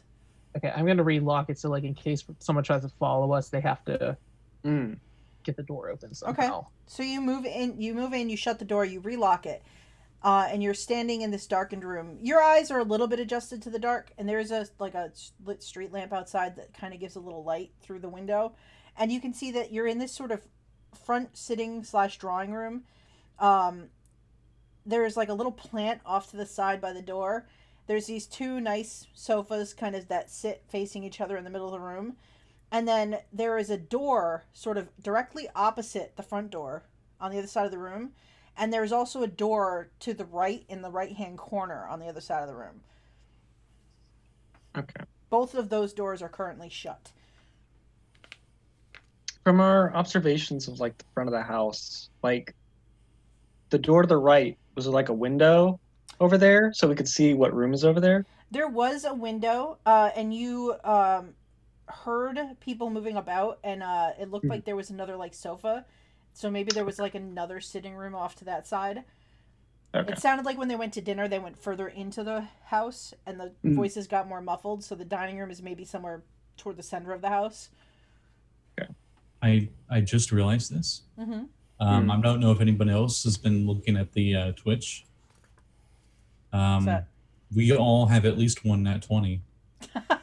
Oh yeah, Katie. And both me and Dylan do have a fail. No, you have an advantage. You actually don't have any fails. Oh, I thought that red was bad. It's usually green good, red bad. So no, yellow and orange are bad. Well, okay. All right.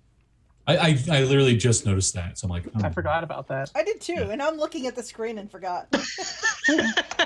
Reminder for Jeanette's everybody. known the whole time. She's just like, look at these idiots fail. It's been fun. Look at them spend the last of their luck Well, points. no, I just wanted to make sure you held on to them until it was really necessary. I was being, In about 5 minutes when we're going. When he comes home early, he's like, "Oh, I forgot my." Like, we're like, okay, we're gonna go through this door. I can't believe I forgot my. What? I'd kill you all. He has like anime inhuman amount of genius where he's like, this is about the time they'd try to sneak in, so I'm gonna go back now. That's when Babin All pulls out according to Kaika. a money clip with a 50 and chucks it, and he goes, "Here, get it, street smarts," and we all run.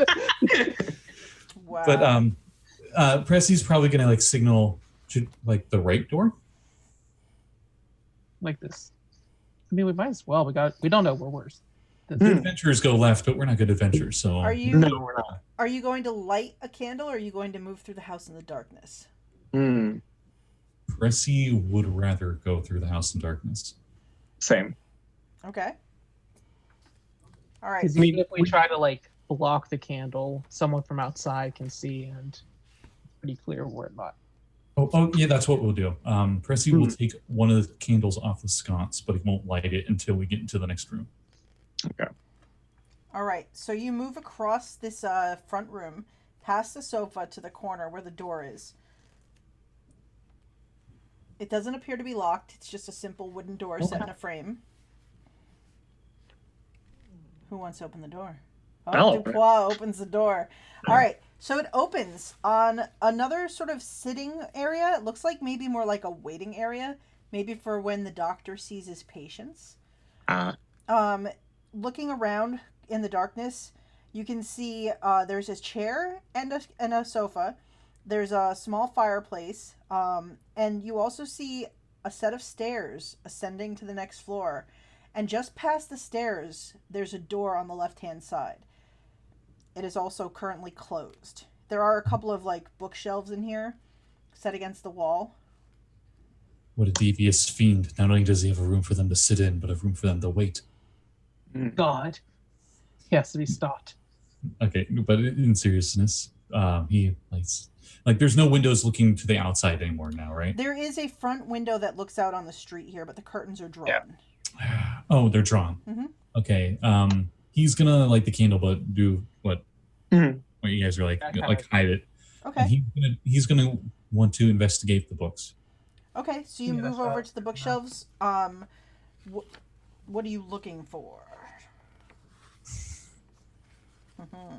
You know what? He's probably actually gonna Scooby Doo those. He's just gonna like pull books, see if any of them does anything, just from removing them. All right, so Pressi takes a little time and is pulling on books on the But shelf. But he also like if there's anything on the binders, he's gonna like Mm. leave ones like trap for idiots or something. No. Make a spot hidden on them as you're moving them and looking through them. Haha, I can't believe these idiots fell for it. Wait, what? If you're reading this, it's already too late. Dear sister. All right, so you look around through these and you make a thorough search and you basically go through every book on the shelf. You do not find any sign of the book you're looking for on these shelves. What you do notice is these are mostly medical texts. Like there are a bunch of different texts and things like that. You do notice that it looks like some of them have come from these collections that were taken from the other aristos. Like it looks like Regault has kind of taken his pick of what they have gotten from the other households that people have been killed. Okay. With his one in medicine, he's just gonna be like, oh, well, whatever. Okay. Oh, that's the bone that connects that. Now I understand. Wait, the head bone's connected to the neck bone. So There's like an actually poorly drawn skull in one of these, and he's like, huh. I remember them kind of looking different in the crypt, but oh well. That's supposed to be what they're supposed to look like. Head, shoulders, knees, and toes. Groundbreaking. Knees and toes. Knees and toes. So, after Pressi gives a thorough examination of the bookshelves, you are left with a doorway and a staircase. Well, we saw that he had an office upstairs, so Dupois would probably, he probably wouldn't leave the book here in the waiting room. He'd probably have it up in like his private residence. Oh, Pressi, of course. Like when he's going through these books, he's not just like throwing them off and like and stuff. Mm-hmm. He'll like, take one at a time and then put it back exactly where it was. I just wanted to make sure that was. So So Pressi does take about 12 or 13 minutes of doing this to go through every book carefully, as you two sort of wait and watch. We could probably check the door in that time. Yeah, when you're without leaving the room. We'll go just like. Okay. Babon will go open that left-hand door and see where it leads to. Not go into it yet, but just kind of see. All right. So you open the door while you're waiting, and you see it opens on a very long room. Closest to you, there's sort of a kind of a rectangular space. There's bookshelves that line the walls in here as well. Beyond those shelves, there's like another sort of room attached. It's an open doorway. There's no door in it. And you can see what looks like an operating table that lays in that next space. You can see past the operating table in the far corner. It looks like there's a trunk set off in the corner off to the side. Everything looks like very tidy from what you can see. It's there's like dim light. You don't notice any light coming in from outside, so you don't think there's any windows that look into this space. So the only light is what's reflected from the little candle that Pressi has on top of the bookshelves. Mm-hmm. I kind of want to go see what's in that trunk. Yeah. You might as well by yourself without any of the rest of us. We could split up. It's true. Well, I know we said not to, but of each other. I mean, I haven't gone in yet, but I'm just kind of curious about the trunk. Would you be willing to wait until Pressi's done with the books? Yeah. He'll join you. Yeah, I'm just letting it know that I want to go look at the trunk whenever you're done with your books. Okay. So you wait patiently. Pressi finishes his search. He does not find the tome. And as he puts the last book back and turns, Pressi, you see Babon and Dupois waiting. The dog, Bonaparte, has laid down in front of the fireplace and is sort of chewing on the front of the fireplace a little bit. Chewing on the fireplace? Like, just kind of gnawing, like looks like he's just giving a good gnaw on the like stone hearth. Like, Okay. Bubbles gonna look at Bonaparte and up at Dupois. Something's wrong with your dog. He That likes. boy ain't right.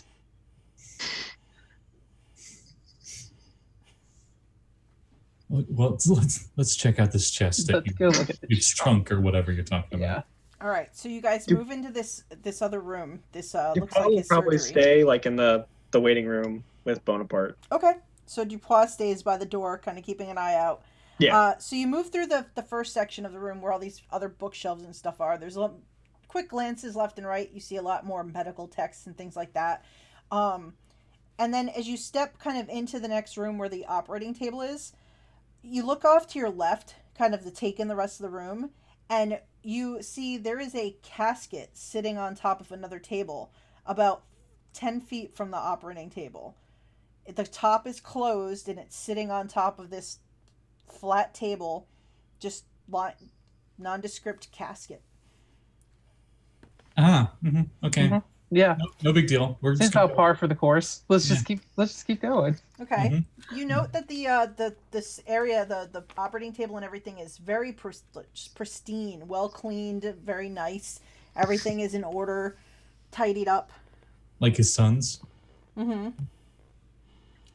You also notice that in some places on the shelves, as you get closer in here to the surgery area, there's some powders and other like pharmacy type stuff, some pill bottles and things like that. Well, Pressi's not looking for any opium, alcohol, THC cough medicine. So I think he's fine. Yeah, Babon's just kind of still slowly heading towards the trunk. Actually, there's someone in the other room that might need those painkillers. Assuming he's not they're gonna take it. painkillers. Oh, I mean, like 1800s, like medical painkillers mean- was just like You mean cocaine? was mixed like with a mix of opium? was like cocaine, opium, and alcohol, and that was pretty much what most of it was. Oh, and morphine, lots of morphine. Well, I mean, he's been drinking wine so much, he could probably use something that has a little more of a kick to it. Oh God. Anyway, so we're going To the trunk. All Trunk. You get distracted. So, Yeah. so you give the casket a wide berth, and you move over to the trunk in the corner. It's currently closed. I'm gonna like gingerly try to see if it's like locked or if I can open it. All right, you sort of take hold of the top and try to like give it, and it comes open freely. It's not locked. It just sort of the lid pops open. I'm gonna go ahead and look in and see what's in this So, wonderful trunk. you see what appears to be some dark clothing sort of folded up inside the trunk. Does it look familiar in any way? It looks a lot like the dark cloaks that the helpers were wearing that brought the bodies to the catacombs. The ones that the hood came off and it happened to be Melody's father's head on a female's body. Mm-hmm. So like Hessian cloaks with hoods. Can I kind of like, Those could be useful, actually. yeah, pull a set out and kind of just like hold it up? You see there's probably like 4 more sets inside this trunk. The problem is if we take stuff, he'll know we were here. Well, you'll know someone was here. Maybe leave it there for now. Yeah. We know where it's at. And then I'm going to kind of like move the other cloaks over to see if there's anything else in the trunk. All right, you quickly kind of move them and you don't find anything else in here. This looks like where he keeps these. Okay. Then I shut the lid. All right, you shut the lid. As it clicks down, the casket goes. Dum-dum-dum. The Black Mamba. We just got Kill Billed. And then it's quiet again as you sort of turn your heads and look back at the casket on top of this small trestle table. In the other room, Bonaparte's head comes up. I kind of Pressi- take Oh, go ahead. I take my axe and just kind of like keep a wide berth and kind of like slowly start shuffling towards the door. All right. Pressi probably instinctually like aimed the rifle at the where the noise is coming from. So Pressi is pointing the rifle. As you turn, you had gone right for the trunk. You do notice in the corner to the left, kind of set back a little in the wall, is another door here that goes somewhere else in the house. It's currently closed as well. But we would have to get past this coffin. Well, currently, Babin is on the other side. Like the door is maybe 10 feet from Babin. The operating table is between Babin and the casket. And Pressi, you're closer to the main surgery area, so you're about 10, 15 feet from the casket. And the operating table is between you and it as well, but you're at the other end of the operating table. So you two are just sort of on the other side of the room. So the casket's to the left of you, and the door is to the right of you, and the door out is to the sharp, like kind of to your sharp left. Based on like how we came in and kind of did all the movement, would I kind of know what direction that door is facing? It heads back toward the other side, the other road. Like it heads back toward the Rue de la Paix. Okay. I don't really want to go. I don't want to leave the house. The casket moves. This time you see it move slightly, and you hear like a knocking as something is inside.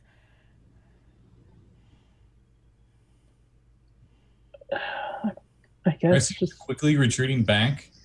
Yeah, I guess I gotta Like, head signaling back you, like, towards Get the heck out of here. Let's go back. back towards the way we came in. Yeah, he All doesn't right. say anything, but he does like our military signals and stuff. Okay, so you, Dupois, you heard this, and then you see, after a second or two, Pressi quickly leaves, and then Babin follows him out of the other room. I probably still have the rifle facing that room. And then was there a door we could shut? There was a door on the surgery room. I want to shut the door as I'm leaving, and then Pull Is the there door a shut. lock on the door? You look quickly at the door. There's not a lock on the door. well, I don't know how smart these things are, so I think at least shutting the door That's is going to true. kind of contain it. Okay. So you are all standing now sort of near this door, and the stairs are directly to your left, facing upstairs. Shall we go up? Up, Pressi gives that room we were in just one last look and nods. As there's a muffled pop. Oh God. Bonaparte, come along. Bonaparte is sort of like snarling at the door, and then he Oh, looks up at you and sort of licks your hand, Hmm. and he'll start following you up the stairs. So you guys move up the stairs, leaving behind the casket in the surgery. Okay. That won't be bad. No. So you come up to the second floor landing, where you see directly to the left at the top of the stairs is a door. Looking straight ahead and to the right is another door, and then if you turn 180 degrees around, there's a door straight back in that wall, and then another door on the right. So there are 4 doors up here that are all currently closed. Okay. Great, more doors. And I'm guessing we can't simply walk through them. One does Yeah, not simply walk through all the doors.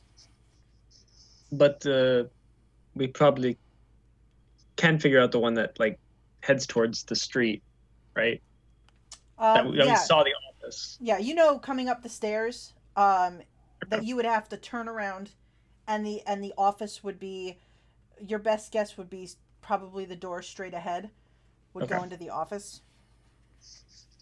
Pressi would probably point that out because he's the one that noticed it. Yeah. Yeah. I mean, it's good as place as any to start. Mm. As We long know as he was there's in a looking at coffin. something in there. So, There's another coffin. Oh God. All right, so you It's just filled guys with coffins. move toward the study door, and it is also all these doors are closed currently. So you move up to it. Dupois opens the door inward.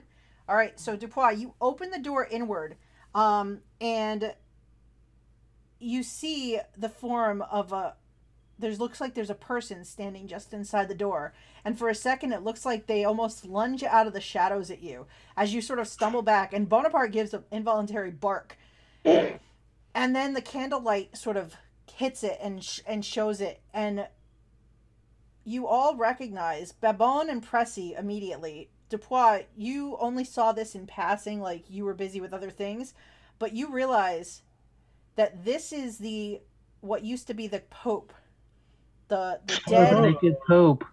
But all the popes, the clothing and everything like that have been removed. It is simply the naked, preserved body, sort of stood up here in this room, just inside the door. You can see where the skin is all removed, and you can see all the tendons and the muscles and things like that. Percy probably just is like, luckily he's got pretty good training on it, or he probably would have fired like an idiot, and like he did earlier. And he probably just goes like, and just walks over top of it and goes inside. Mm-hmm. It looks, looking at it, it still looks like it has that almost varnish finish that sort of like preserved, like kept it preserved, and so that it didn't sort of fade away and like rot. All right, so you move into this room past this familiar desiccated body, and you can see the room is sort of divided into three. This first area has just 2 bookshelves, and the next area beyond you see a small cabinet that's closed, and it looks like it's locked. There's a small keyhole in it, and you can just see around the corner what looks like a desk sitting in front of the window. And then further on, you also see another sort of small area that has more bookshelves. So the room is sort of just split into like 3 smaller spaces. Okay. Bonaparte is growling at this naked Pope. Understandable. What do you guys I want to do? probably would too. Dupois, maybe you get the locked cabinet over there. Or was it cabinet or dresser? There's a locked cabinet, there's a desk, and there's a bunch of bookshelves in the first room, and then in the far room there's bookshelves. Yeah, we can just like each go in one room if we want. Yeah, like it's all one giant room, but it's kind of just divided into sections. Yeah, there's like basically you come in the main door and you're in the first section, and there's like sort of this like thin wall that divides the next one, but you can just walk past, and then there's the same for the third. Okay. So I was thinking like I would take the second bookshelves, and then I'll take the desk. Yeah. Okay. All right, so who wants to the go party. first? I guess I will. Okay. So, Babon, you move into the center room with the desk as Dupois, you're going for the cabinets, and Pressi, you're going into the next room looking at the bookshelves and things like that. So, as you move toward the desk, Babon, you notice that there is a ledger sitting on top of the desk that is currently just sitting there closed. And above it, kind of pinned at the windowsill area, you see a pamphlet. I'll go see what the pamphlet is. Okay. So, let's see. You move toward the pamphlet first, and you see that the pamphlet has a title on it as you get closer, and it says, "The Festival of the Supreme Being." Looking at it more closely, you see that it calls upon all citizens to attend the upcoming celebration on the 20th Prairial. The revolutionary calendar says that this is June 8th, so this is 5 days from now. Actually, now it's after midnight. It's 4 days from now. The opening line of the pamphlet states, "The French people recognize the supreme being and the immortality of the soul." And you do remember that phrase has been being inscribed above the church doors throughout Paris over the last couple of years. Okay. And like this is kind of in line with what the ghoul told us with everything. Mm-hmm. Well, it totally means the Christian God and nothing else. Yeah. Mm-hmm. Can I like try to I don't want to remove it from the pin, but can I kind of try to read a little further into it? There's just more details about coming to the celebration and things of that nature. There's nothing else that really stands out to you.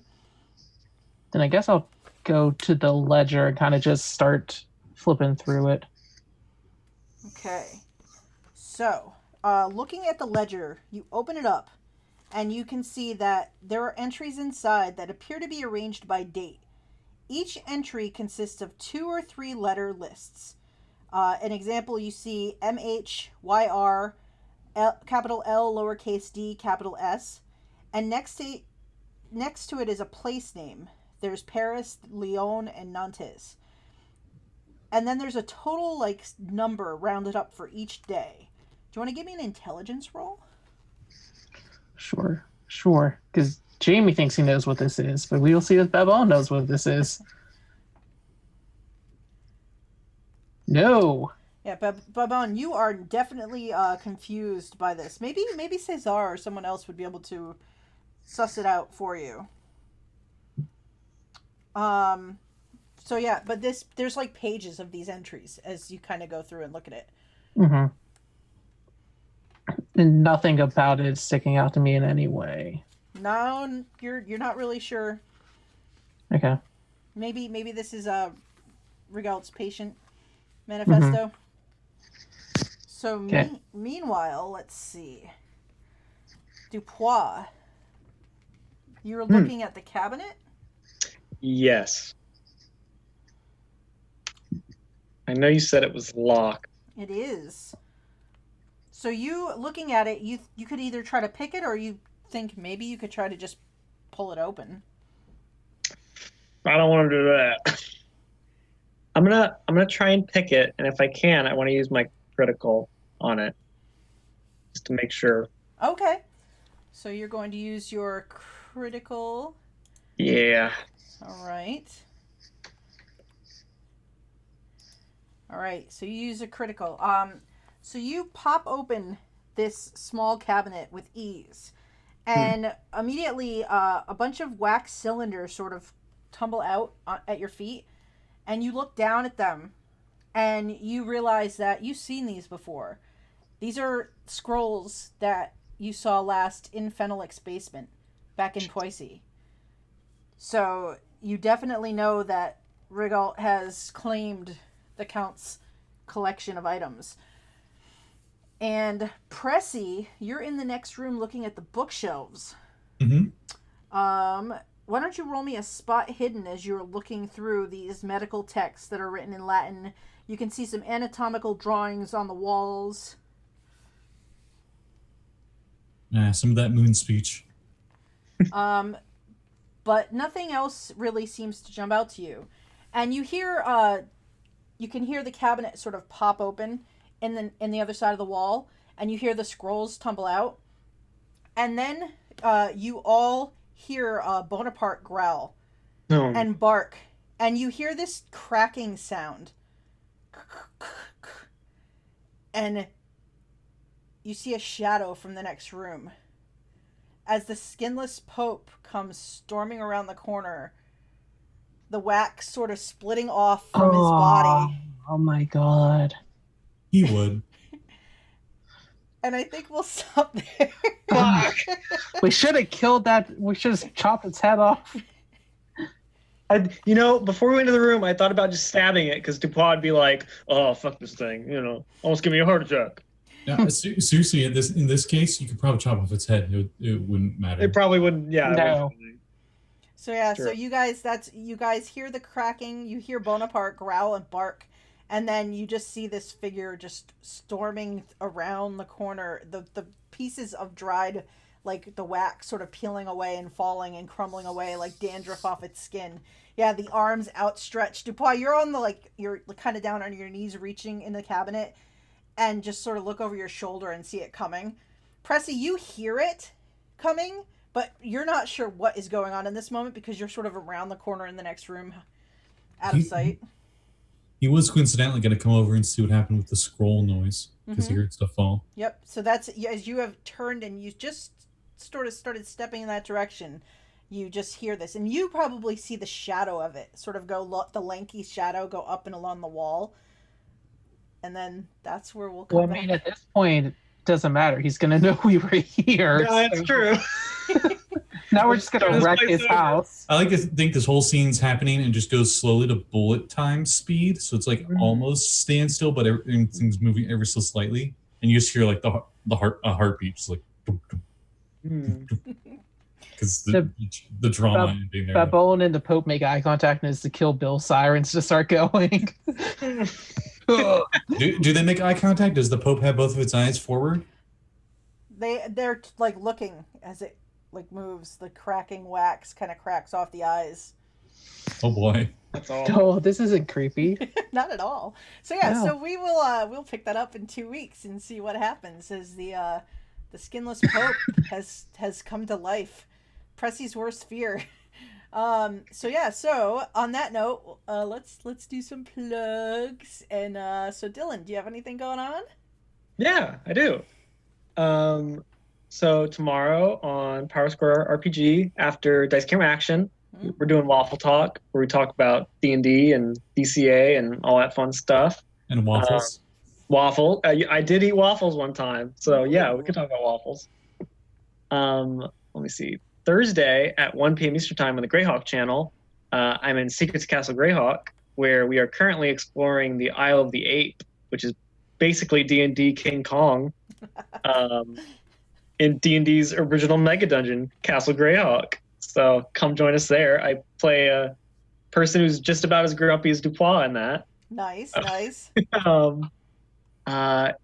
Saturday at I believe 4 p.m. Eastern Time, Scott, Jeanette, and Katie and I on Power Square RPG, we just started Dragon Heist last Saturday, Waterdeep Dragon Heist, and it was freaking awesome. So come watch our second session, because heck yeah. Yes, it was very, very good. And then Sunday at 6:30 p.m. Eastern Time on Power Square RPG, I'm guesting in Dungeon Academy as my Dragon Heist character. I almost said Dragon Siege. What the hell's that? That's our next game. No, I don't know. Oh, maybe. All right, so Our next Call of Cthulhu game. Ooh. All right, so that's Dylan. So Scott, what do you got going on?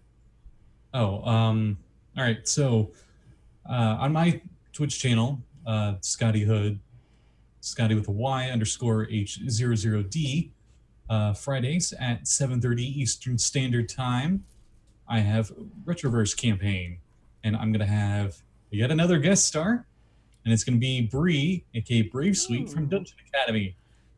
Nice. There to help a certain synthweaver idol pop star. So that'll be great.